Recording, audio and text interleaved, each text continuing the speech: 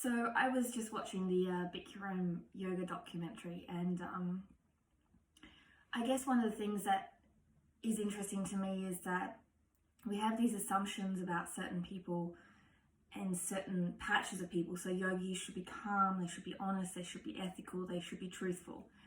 But at the end of the day, we all reside in being a person, and with being a person, there is a not so positive side and a positive side.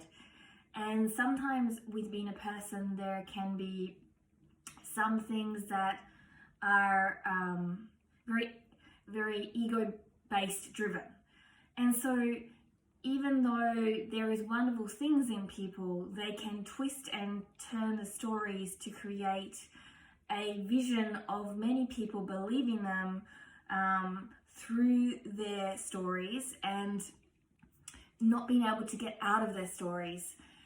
And one of the things that happens often when these type of people in large masses create communities is that when it comes time to call the truth, it often means that there's a lot of uproar, because that means we're unhinging the truths that have been bestowed upon us from someone who knows how to create twists and turns in one's mind to believe that. And it tends to be that the people who are truth callers can be very much,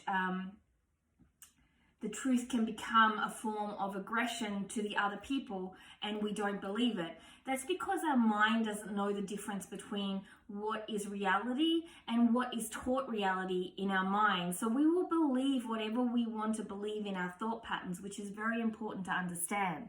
So a lot of cults and things like that will actually brainwash people to believe and change their mindsets. A lot of victimization, psychologically broken relationships. We ask why people stay. It's because they get psychological welfare and trained and challenged. We ask why people that don't tell their truth. It's because that they see that there's only two options. One is they're going to fall, and two is that they at least get something even though they're broken anyway. So I want you to understand that yogis are not better people because they're yogis. It's about the person itself. That's why people we think are wonderful can end up coming out in the media doing terrible things. Enlightenment isn't the process of being happy and becoming happy. Enlightenment actually is the process of becoming whole. It's the crumbling of untruths. It's the breaking down the stigmas and the dogmas to recreate the truth and ethics and compassion and respect and love in one's life, to overcome those adversities and challenges that we may have experienced or learned or grown through life. Another thing that comes to mind that's very interesting is sex is often used as a power. And it's often used, of course, against women, but men have also had these issues as well. I don't want to stereotype it into one thing. That's because it's a human power antic that has always played out.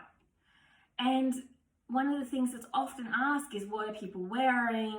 You know, were you drunk? Were you this? The point is that when someone does poor behavior, whether it's bullying online, offline, some type of trauma, it's about the behavior, not whether someone invited it or not. It's someone overstepped the mark to respect another human. And that's what we need to look at. And we need to look and listen to people's stories and hear it with compassion. We can't change ourselves and the world if we're always trying to point out what's wrong.